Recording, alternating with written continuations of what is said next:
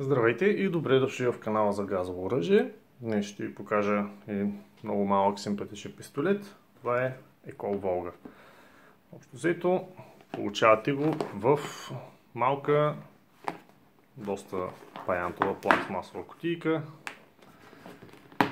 която отворите. Вътре ще намерите естествено нископосените падащи уплътнения. Вътре е пистолета, едно малко книжленци, каталог с продукти на Екол и вътре имаше и ракетник, който обаче някъде съм го забутал. Нормален ракетник, който се завива отпред и се ползва за изстрелване на стандартните сигнални ракети. Общо взето, това, което получаваме, е един много мъничък, компактен пистолет.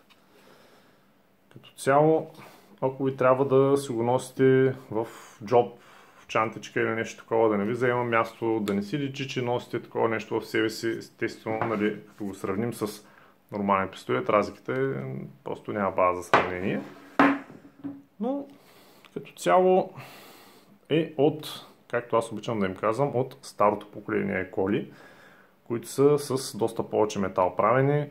Значи изцяло горната част, горната изцяло пистолет си е метален, единствената полимерна част е долу дръжката, ръкохватката, но все пак малък пистолет, непретенциозен. Бих казал, че като цяло изработката е добра. Няма кой знае какви контроли по него, значи тук си е, има си все пак предпазител, който блокира спусъка. Иначе пистолета е с единично действие, което ще рече, че стреля само когато е зареден. Чакайте само да видим. Естествено, че няма нищо вътре, но да съм сигурен.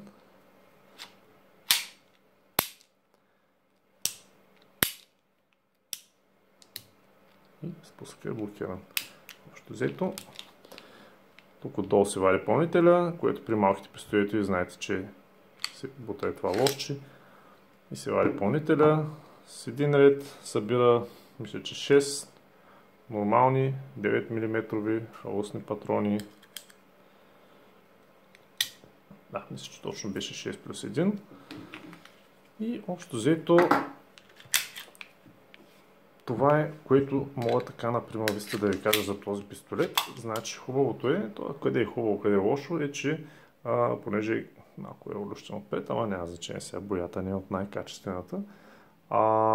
Старата така генерация Еколи нямаха обструкция отпред в цевта и реално абсолютно нищо не спира изгорелите газове и всичко да се излиза нормално отпред. И основното нещо е, че реално се почувства доста по-лесно, защото когато има метално парче вътре, не може чечицата да влезе и общо взето голяма играчка.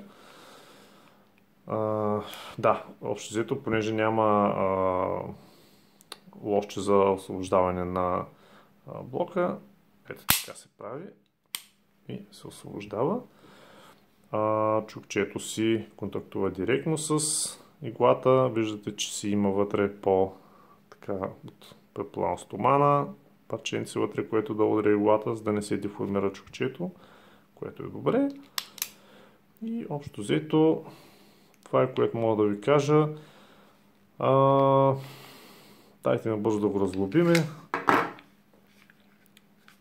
За целта си издърпва ето това лошче. И оттам насетне всичко е до болка познато. Назад, нагоре и пистолетът е разглобен. Общо взето пружинки, водачи, изхвъргачи, отражатели, всичко си е както трябва да си бъде.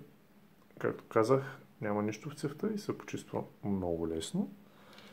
И след това, за да злобим пистолета, е малко по-сложно и за мен неприятно, но все пак ще ви го покажа. Освен познатото назад и нагоре, че пушената е малко по-дълга. Естествено не върви добре.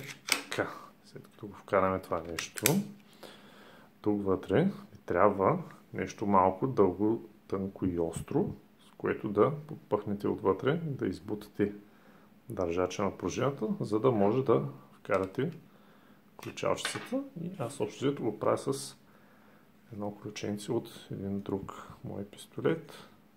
Така, вътре. Само чекайте, че малко по-сложничко е наистина. Така, и сега слагаме това нещо тук. Избутваме от другата страна.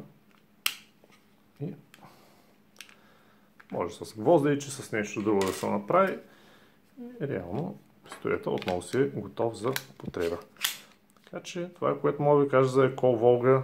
Малък пистолет, ако сте фенове на такива или просто ви трябва нещо мъничко да си носите във вас за всеки случай, това ще ви свърши идеална работа. Между другото, както ви казах, имам го доста време и съм стрелял адски много с него. Адски не, но примерно 5 кутии патрони съм изстрелял със сигурност, което за такъв малък патрон, за такъв малък пистолет и пълнител си...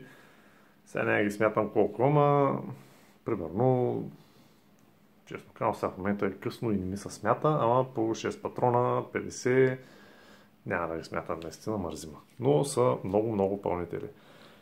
И в интерес на истината ми е засичал един единствен път и то беше дефектен патрон. Така че, общо взето от пистолетчето няма никакви проблеми. Стрелял съм с всякакви патрони с него, от най-простите оскюрсани до фиотчета, валтери и така нататък.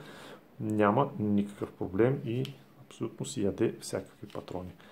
Общо взето това, което мога да кажа за Екол Волга. Благодаря ви и до скоро!